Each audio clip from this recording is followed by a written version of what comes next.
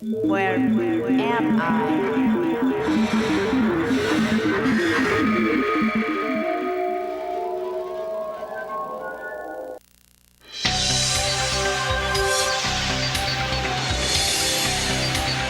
These two megastars are also huge sci-fi fans. Armageddon's Bruce Willis and Ben Affleck.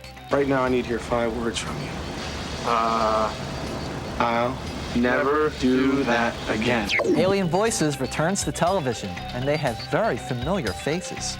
Plus, a prediction that come the millennium, computers will run our lives, our sci-fi best bets, and the importance of swordplay to sci-fi and fantasy.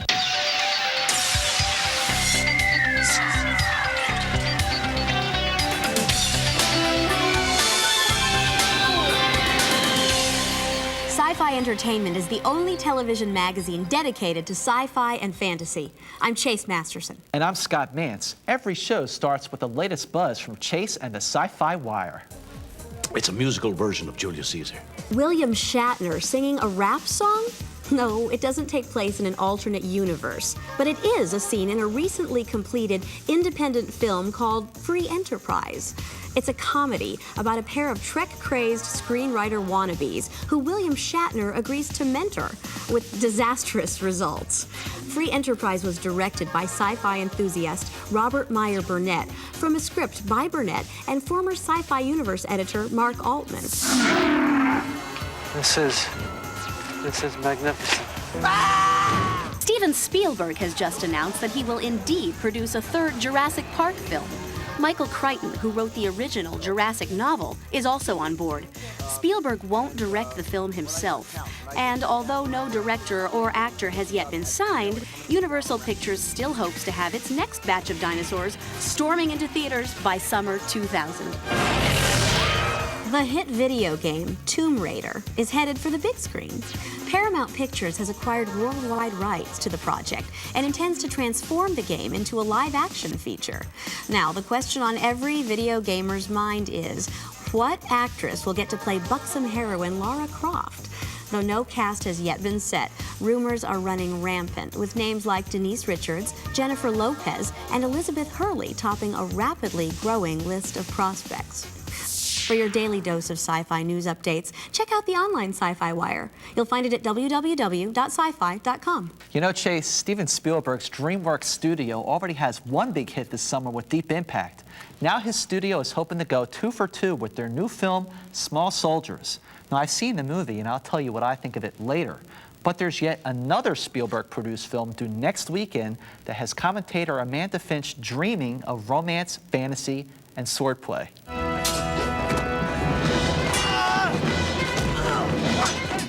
The world would be a better place if there were more sword fighting. I began pondering this point in anticipation of the new Zorro. I've always been a big Zorro fan. Give a guy a mask and a sword and he's aces in my book. Just look at the difference. In a mask and holding a sword, he's a swashbuckling hero. In a mask holding a gun, he's robbing a liquor store. Despite its high-tech focus, whenever sci-fi wants to imply class or heroism, the genre always tosses in a little low-tech sword fighting. On Star Trek, Picard was the thinking man's captain because he practiced fencing in his downtime. You always knew there was a lesson to be learned when Picard drew his sword, or Worf drew his bat'let. The Klingons ruled. They took sword fighting to a whole new level. By contrast, the next generation phasers are lame. Who's going to be scared of something that looks like an electric razor? Star Wars, too, recognizes the cool factor inherent in sword fighting. They aren't called Jedi Knights for nothing. Harkening back to the days of Excalibur and Camelot, it's just always been intensely more dramatic to have one character facing another in hand-to-hand combat. You can't just stand a few light years away and discuss how to reverse the polarity on the neutron flow. Sword fighting also allows you to engage in witty repartee with your opponent. Guns just never inspired clever dialogue the way swords have. Okay, go ahead, make my day was a good one, but it doesn't really have the parry and thrust of Sean Connery's training of young Connor McLeod in Highlander, or even Guinan's gentle ribbing of Picard in Star Trek. Just imagine a world where swords replaced guns. Gangs would be completely different. You can't exactly have a drive-by fencing. Maybe they would start robbing from the rich and giving to the poor. Children and innocent bystanders are much less likely to be injured by a stray sword, and it's a lot harder to sneak one into a school or onto a plane. Maybe Tommy Hilfiger would release a line of capes for men, and my boyfriend would learn to swing onto my balcony from a rope. I don't have a balcony, but hey, a girl can dream. And here's my dream. Forget the handgun. Learn to fence. I'm Amanda Finch, and that's just my opinion. Next up, we'll meet the talents behind Alien Voices, and Scott reviews the new film, Small Soldiers. What actor has appeared in 6 of the top 30 grossing movies of all time?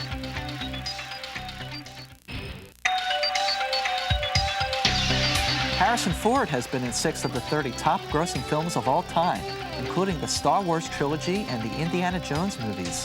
Harrison turns 56 on Monday. Certainly 2 of the most recognizable voices to come from the Star Trek universe belong to Leonard Nimoy and John Delancey. So it's no surprise that their Alien Voices radio plays have become so popular, and there's plenty more on the way. Stop the presses! Stand by for special edition. Malone's done it again. Performing radio plays may not sound like a 90s way to entertain, but the creators of Alien Voices don't care. They're having too much fun. John Delancey, the notorious Q from the Next Generation saga, conceived the idea for Alien Voices after directing and acting in staged radio readings. I put together a Star Trek cast, and the headliner was Leonard Nimoy. After the show, I asked him, I said, did you have a good time? And he said, I had a wonderful time. And I said, well, you know, we don't have to wait around for people to ask us to do this type of stuff. We could actually start producing this on our own. The result was a series of audio plays featuring classic sci-fi stories. What on earth are you talking about? Earth? No, no, no. Not the Earth, Bedford. The Earth has been explored. The moon. To go to the moon. Last November, Delancey and Nimoy brought Alien Voices to the Sci-Fi Channel for a live presentation of the H.G. Wells classic, The First Men in the Moon. And on Sunday, July 12th at 8 p.m. Eastern, the Alien Voices troupe reconvenes on the Sci-Fi Channel for a live performance of Sir Arthur Conan Doyle's The Lost World. Audiences, we discovered, when they see us do this, are seeing something that probably they've never seen before.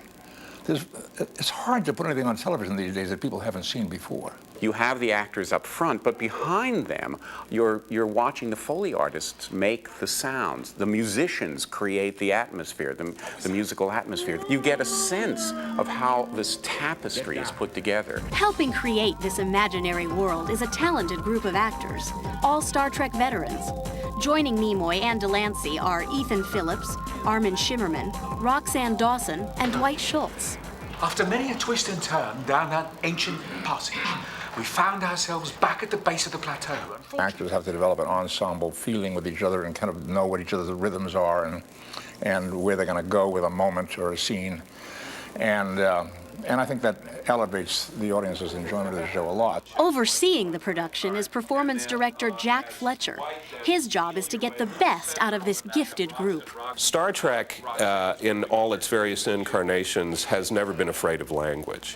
And I remind them that we are also not afraid of language. All of this language is about painting a really specific picture and inviting in the audience's imagination and not insulting the audience's intelligence. So every once in a while, there will be a little moment of panic.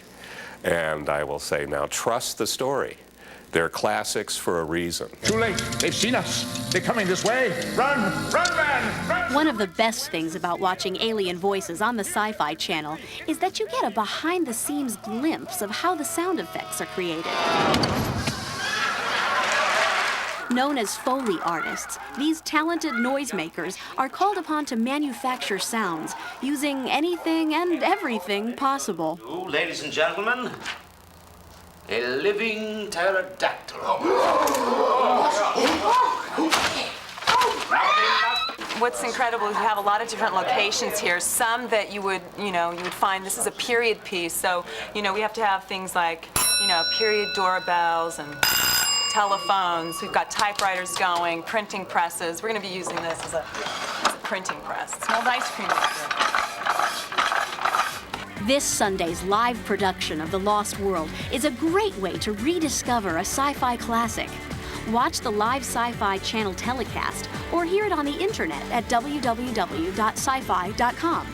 The audio play also repeats in the Seeing Ear Theater section on the same website.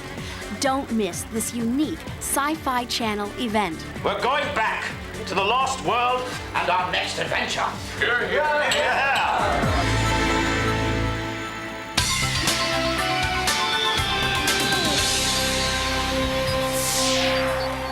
Tail dog, soldier. Brick bazooka. Ready to spring into action.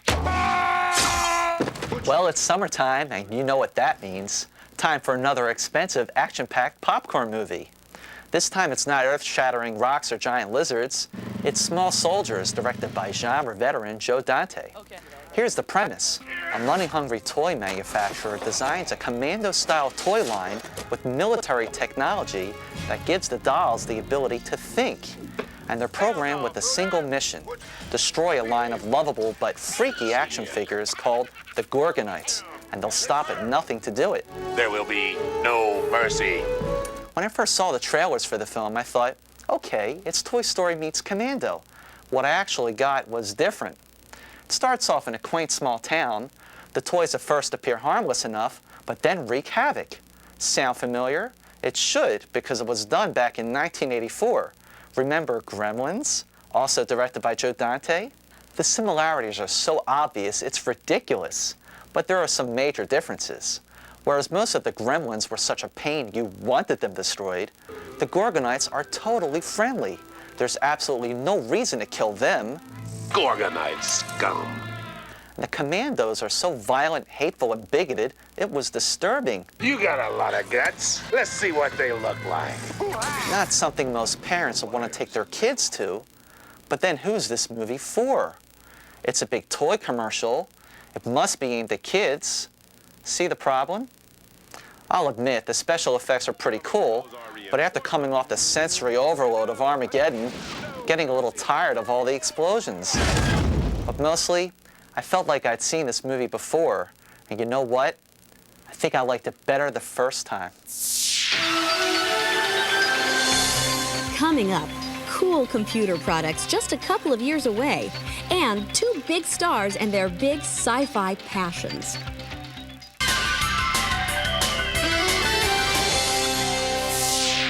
Now, the June issue of PC Magazine was great, full of predictions on computers in the new millennium.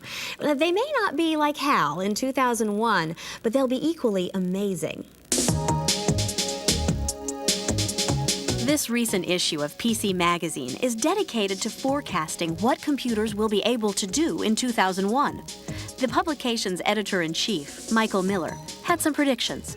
You're going to see things like new ways of input, not only voice, but computers are going to be able to watch what we do and be able to see what we're doing so that they can help us in the user interface that way. That means we'll see computers that work with a wave of your hand without a keyboard or mouse. And besides having eyes, computers will incorporate natural language technology. They'll be able to understand speech so well, you can talk to them like they were another person. And by the way, you know that VR simulation you showed me? Yeah. Let's get one ready for each of our dealers. The computer will have a layer of software that takes what we're saying and translates it into whatever it is that actually runs the computer at a lower level. So for instance, instead of having to go in and say, move, this box to this location and do this to that, it'll say, go out and get me the information on, when the bulls are in town.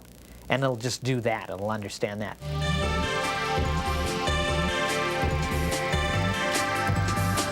In 2001, PCs will run many homes, controlling home theater, security, lighting, window shades, and energy use. This kitchen PC will suggest recipes and track and order groceries. You're going to have computers inside all sorts of things. You'll have a computer in your TV, in your VCR, maybe in your refrigerator, and do things. Traffic. Traffic alert. Jackknife truck northbound on 405 before West Log. Many cars will also have PCs, such as Clarion's Auto PC. Products like this will give drivers roadway directions, traffic reports, weather forecasts, commuting information, and email. If you get a lot of email, maybe you want your PC to read back your email and maybe even write some email while you're going. Maybe you want your email to do your calendaring. And all of this will be done via voice input. You may also want your car to have a positioning system, so it always tells you, where you are. Hey, how do I get from here to there? We'll also be seeing wearable computers linked to sensors, which will create smart clothes. Sonar scanners in this jacket for the blind will vibrate when they detect curbs, cars, or other obstacles. Smart clothes for kids will track their whereabouts. I think you may very well see things that, for instance, clothes that understand what the temperature is, that, go out there and maybe send back to you and say, hey, it's going to rain soon, maybe you want to put up an umbrella and things like that. In 2001, we won't yet have flying cars or teleportation devices, but PC Magazine has found that, at the millennium, we'll see some amazing innovations that would have surprised even George Jetson. Now, here are two stars of one of the summer's big sci-fi films. One's a sci-fi veteran and one's a sci-fi newcomer, but they're both big sci-fi fans. I'm talking, of course, about Bruce Willis and Ben Affleck. None of you have to go. We can all just sit here on Earth, wait for this big rock to crash into it, kill everything and everybody we know. The United States government just asked us to save the world. Armageddon, from producer Jerry Bruckheimer, marks the third time Bruce Willis has ventured into sci-fi. 12 Monkeys and The Fifth Element have helped establish him in a genre he clearly enjoys. It's about the unknown, and you get to, if you're talking about science fiction or if you're talking about outer space or space travel or the future or anything like that, you can go into areas and you can go down avenues that you can't really go if you're telling a story that deals with Earth. But going into outer space or going into the future, you can take chances that you can't normally take. I assume you sent for me because somebody told you I was the best. Well, I'm only the best because I work with the best.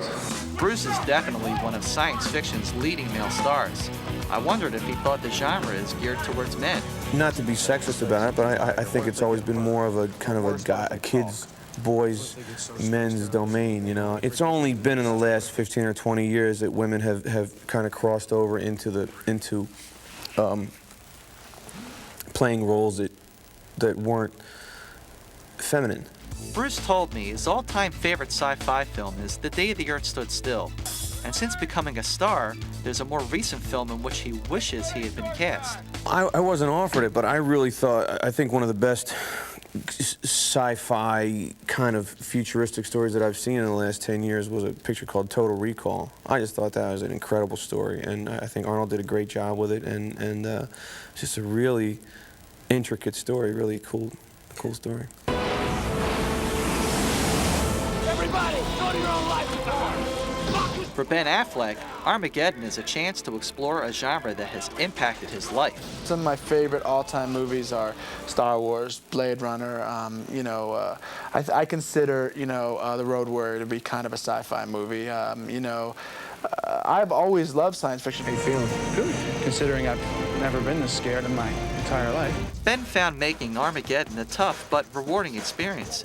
He hopes to do more science fiction in the future. I'd really like to come across a good sci-fi script. The problem is not a lot of people, spend a lot of time writing great sci-fi scripts. You just don't see that many these days. I've read a bunch, haven't liked any of them enough. Frustrated by this lack of good scripts, Ben teamed up with his Good Will Hunting writing partner Matt Damon for their own sci-fi project.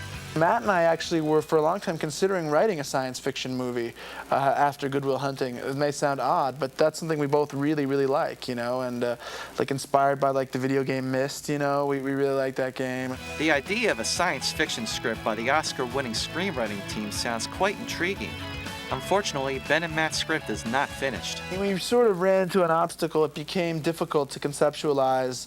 It's hard with science fiction because there's so much you can do that narrowing and defining the limits of your universe is sort of essential to what you're doing. I would like to pick that project up, and I definitely will write something that's science fiction in the near future. No doubt Bruce and Ben will be back in front of the cameras for future sci-fi projects.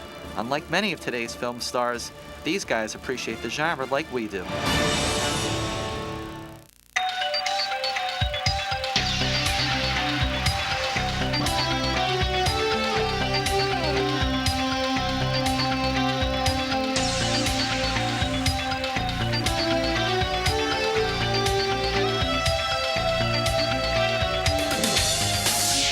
this week's Best Bets, Scott and I have a sneak peek at 2 new TV specials. Good morning, ILM. Welcome to Industrial Light and Magic. If you're into visual effects, don't miss Masters of Fantasy, ILM, premiering this week on the Sci-Fi Channel.